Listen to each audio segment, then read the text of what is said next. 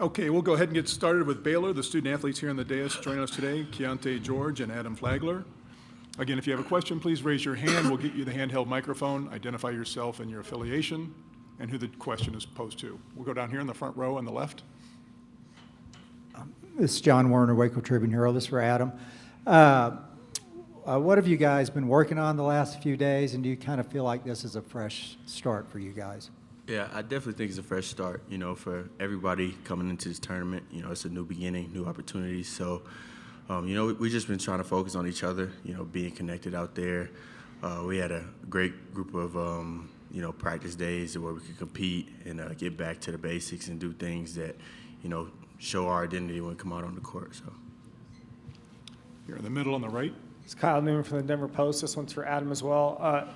In terms of Flo, what is his legacy coming into this tournament in terms of program history? He's the all-time winningest player in program history. What does he do for this team, and what is his legacy? You kind of answered it yourself, to be honest, with all the accolades and everything he's done for Baylor, with his energy, his leadership, and how he carries himself and he approaches every game, as it is his last. We just want to go out there, including myself, go out there and play for one another.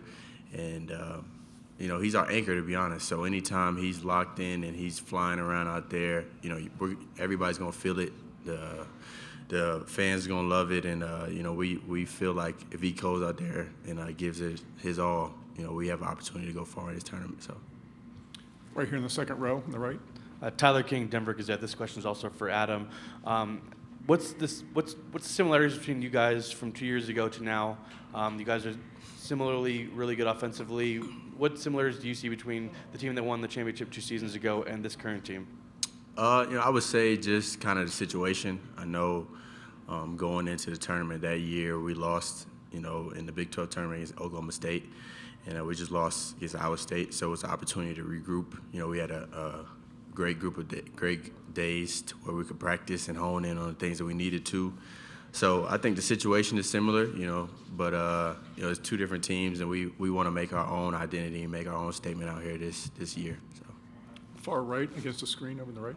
Keontae, one for you. Sean Keeler of the Denver Post here. I don't know if you've seen or even following this here in the tournament mode, but there's talk about this being the last year for kids who might be one-and-dones from the NBA and the next level.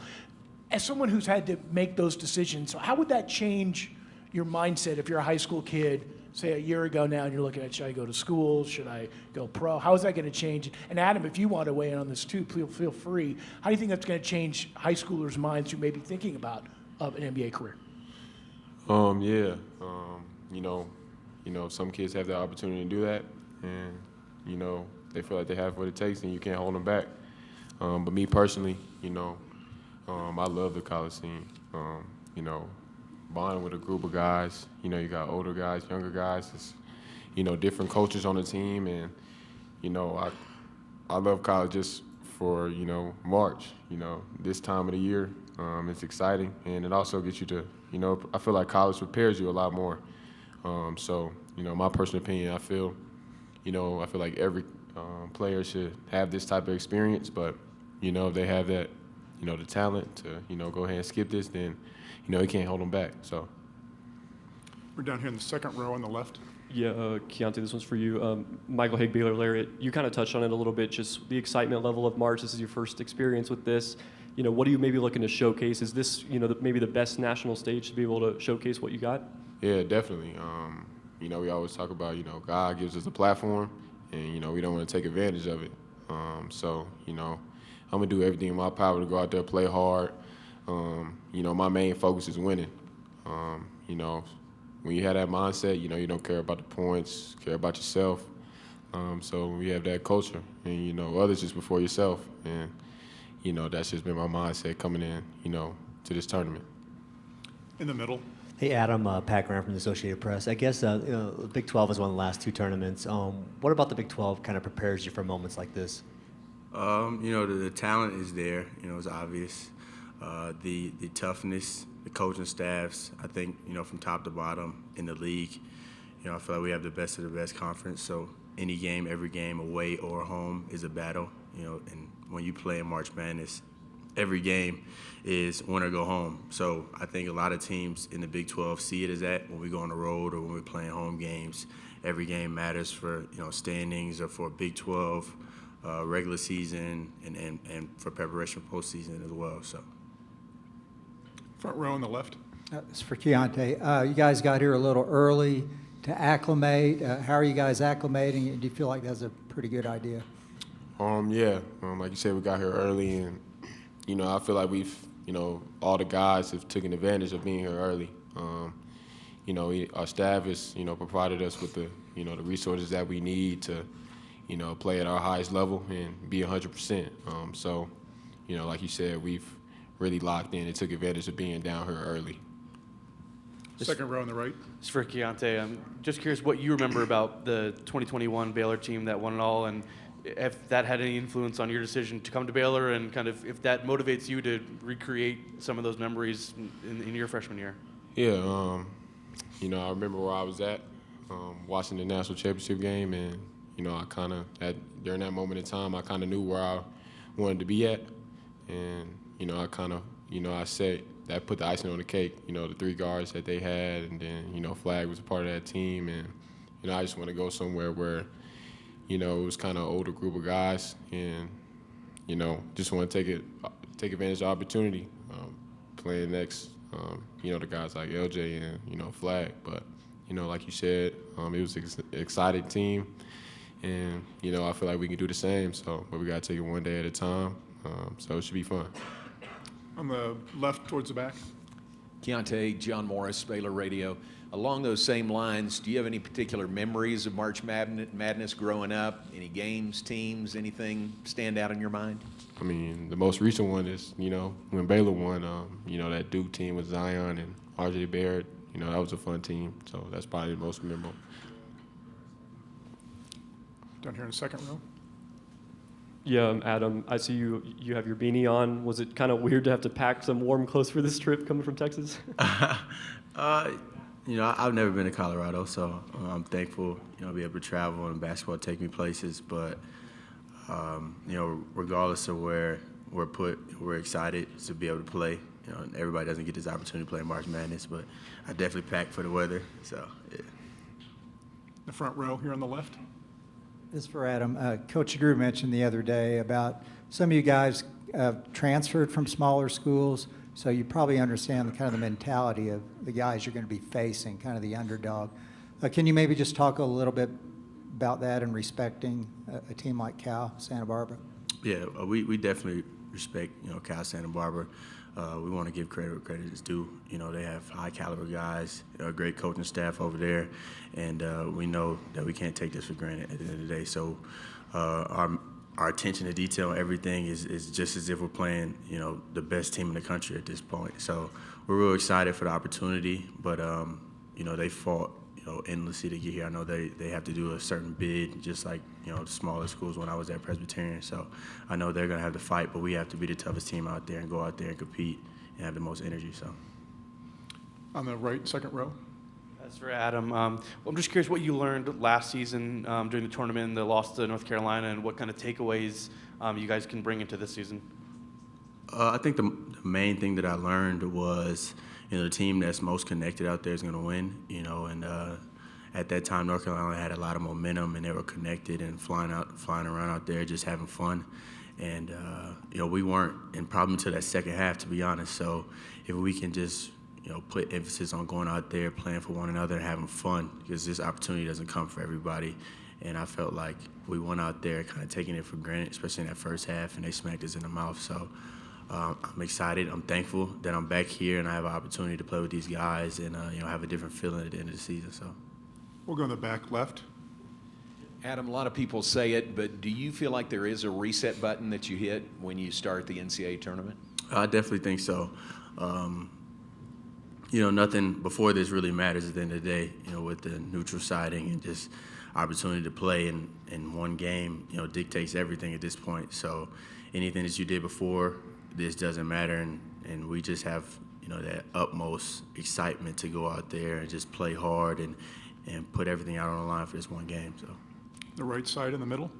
Adam and Keontae, for both of you, how did this offense and the team chemistry change when John returned to the lineup from his injury, and how rewarding was that as teammates to see him? I know he went through a couple surgeries and it was a long ordeal for him. It was amazing, to see the amount of work that he's put in, and we were ecstatic to see him out there. He definitely provides a different type of energy. His ability to shoot three as well, provides some scouting adjustments for a lot of the teams, and we try to do our best to pick and choose, when we're passing it and making him that key, target for teams that may not be accustomed to it, as well as when he's rolling and he's finishing around the rim. His toughness and his size and everything is something that was an addition, to our team at this point with Flo, Josh, Zach, and now John. We have more depth at the big man lineup. So. Okay, we'll go online to our Zoom connection. If there are any media who have questions, please use the raise hand function.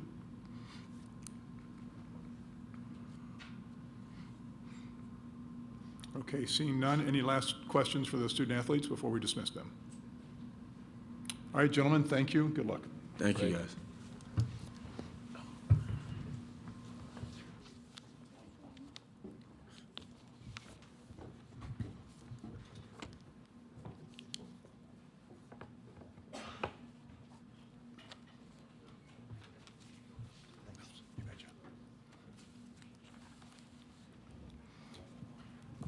All right, we'll continue with Baylor coach Scott Drew. Coach, make an opening remark. Well, it's always a blessing to be a part of March Madness. It's the best time of year if you're a college basketball fan, player, coach. And during that month, unbelievable highs, unbelievable lows, but you got to thank God every time you get an opportunity to be a part of it.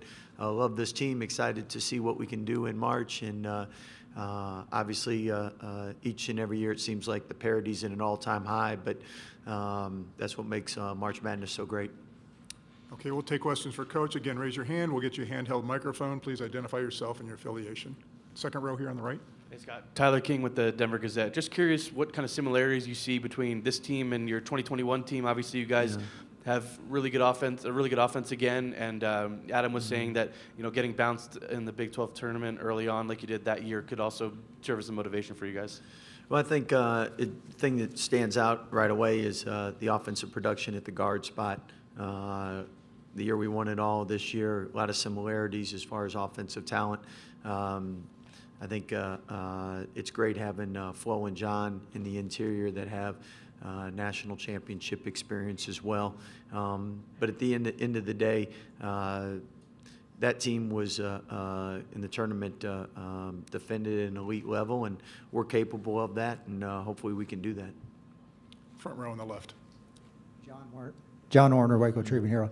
Scott, you guys got here a little early. I guess you may be acclimating a little, and how are the rebounding drills going? Well, we got here early to make sure you didn't get stranded on a mountain hiking or anything, so we did our job. We like the 70-degree weather better than the snow, but it's great to get to the site and get focused, be with the group. As far as we had a great couple days of practice leading up to this, and praise God, no one got injured. So that's the most important thing. We got better and didn't lose anybody. So excited to see how much we've improved come Friday. We'll go to the fourth row on the right.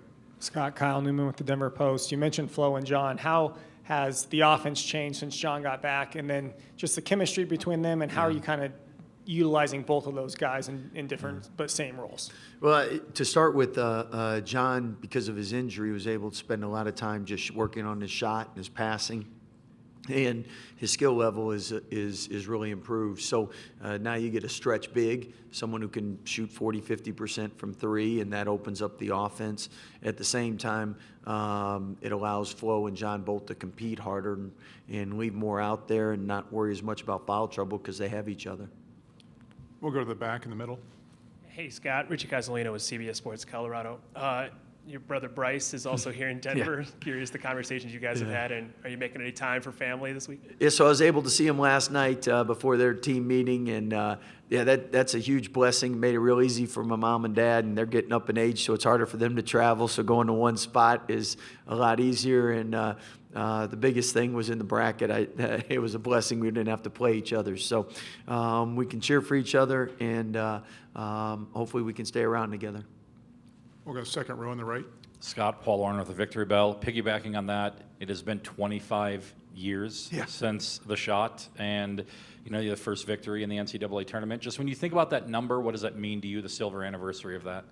25 years makes me feel a lot older, and you can't believe how quick time flies. At the same time, an unbelievable March Madness memory, and something that a lot of times your biggest moments, you want to share them with family, and I was able to do that with my dad being the head coach, my brother being there, and whenever I see that, it's a blessing.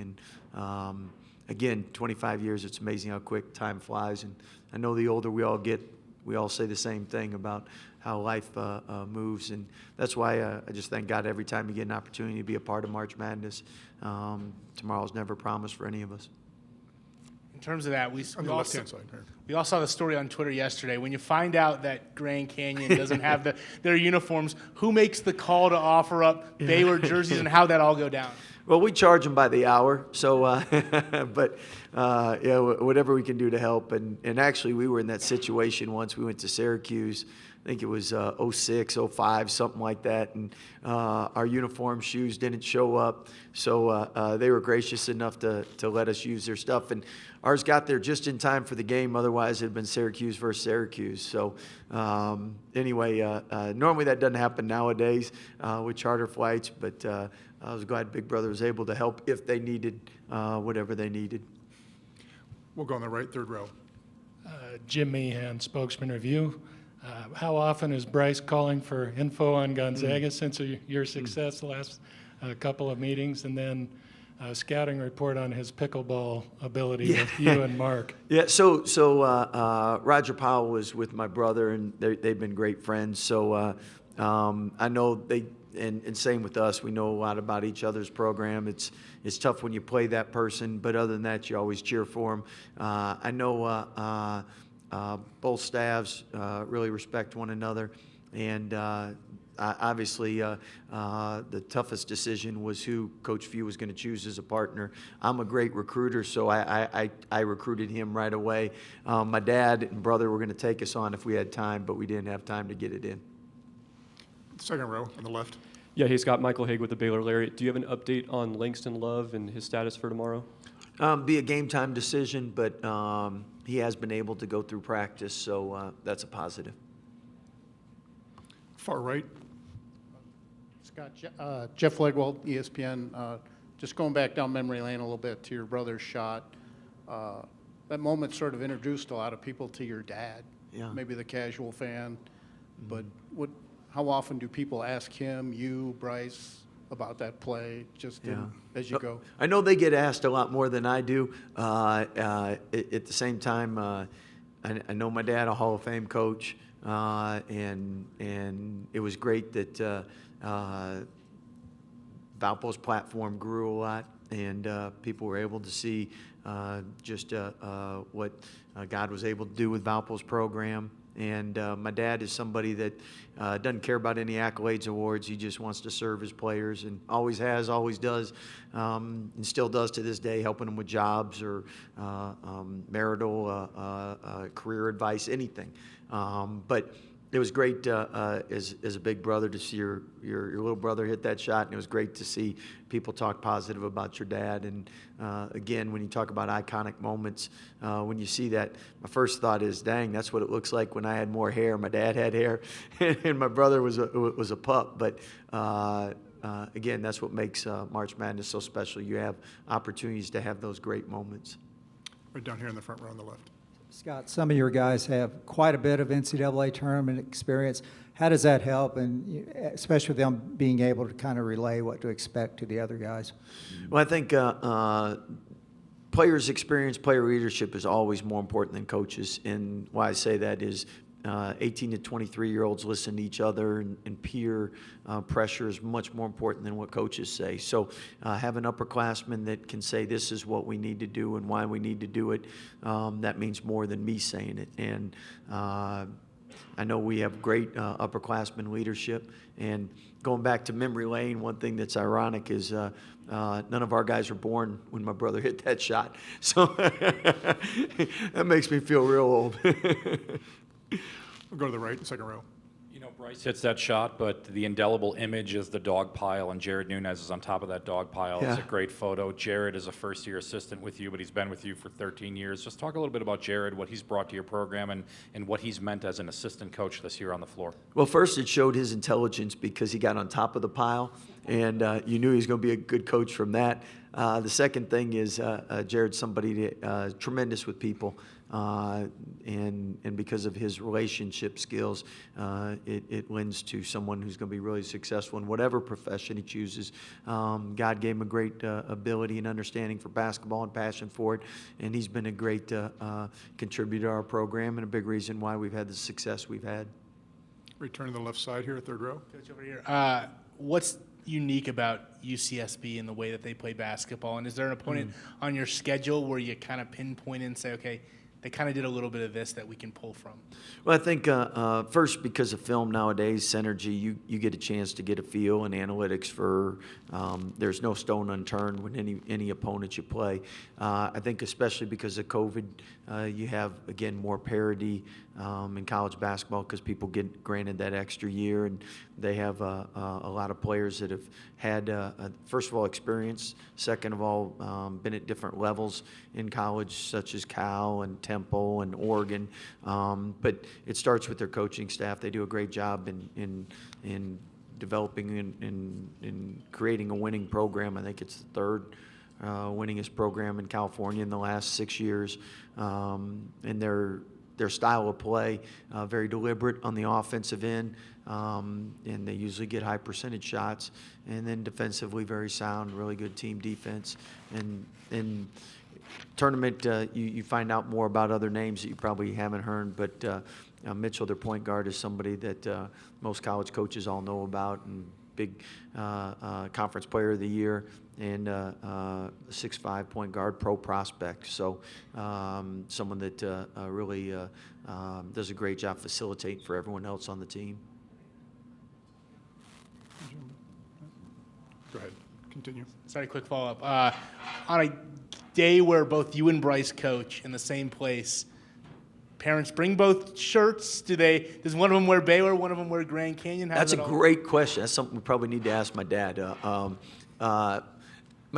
We've scrimmaged Bryce before, and my dad wore neutral colors, so he actually thinks about that stuff. Because Bryce and I would call him out, just so you know. But I'd assume it'd be 1 and 1 or both the same. But hopefully they got a lot to smile about Friday rather than a tough day. Second row on the right. Scott Chiante was in here saying that the championship you guys won 2 years ago was kind of the icing on the cake for his decision to come to Baylor. How excited are you for him to experience this tournament, and how important is it going to be for him to be at his best for you guys to advance? Well, I mean, he's somebody that's had huge games for us, and at the same time, there's things that you don't always see in the stat sheet that show up in plus minus and other things. And with his improved defense and rebounding, those two things will probably be more important than the scoring from the standpoint. He's a gifted scorer, but in this tournament, you don't defend, you don't rebound, you don't stay, and his ability to do both of those can really help our team. All right, we'll check online for the Zoom connection for any questions from the media. If you do have a question, please use the raise hand function. That's one of the perks of COVID, Zoom questions. Well, hearing none on Zoom, we'll go back to the room. Any last questions for Coach? Okay, hearing none, that'll do it. Coach, thank you. Guys. Good luck.